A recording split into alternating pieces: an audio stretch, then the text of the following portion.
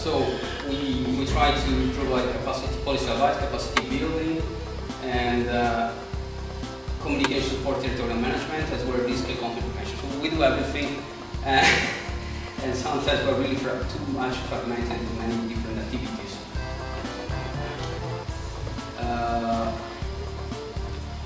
Well, of course, at the beginning we were very much focused on, and we are still focused in this institutional capacity building, science, technology, innovation in this country, especially after the collapse of the socialist bloc. But nowadays we're more focusing on, it is a new strategy for our office, also to create a more pan-European focus of this region. So basically to integrate this region with the European Union, and of course to foster the coordination within the region, but also to look at the European Union as a main driver force for an election.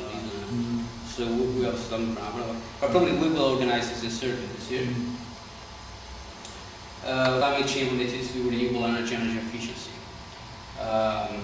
So that's my main focus at the moment. This is a bit outdated pictures because it was like focusing our major geographic area competence. So you see some figures here. So for instance, you take the growth of Italy, Slovenia, and Bosnia. Of course, within this block we have countries within the European Union, like Romania, Bulgaria, indicators about how much the private sector is investing in research and development.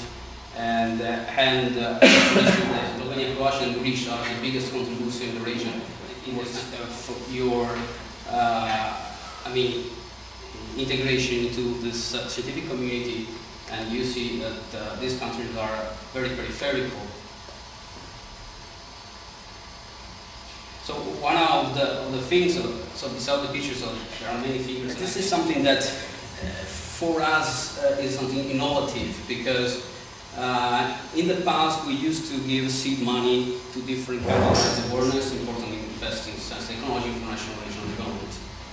And of course, it's not just we want to foster networking, and probably as you understood from this short discussions in the presentation, is that we would like to influence the policymakers in undertaking certain steps toward a knowledge-based economy. Point, for instance, is there is not enough money to build up infrastructures. Not every country can build up observatory of excellence in each of the countries on different topics on science policy.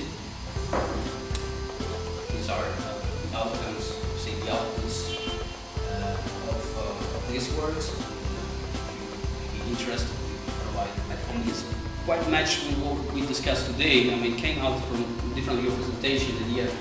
We had before bilateral, cooperation with Serbian and Greece, who went on for years with this, and now I think the next step is to polish all these resources that you have built up at bilateral level within the region into European strategic terms. And I think that this idea of networking, even for me to give a sort of formal substance, these networks might also bring you to face this kind of challenge. And that's also a threat. It will set up a sort of committee for what I'm representing, essentially economy, but anyway, is a network.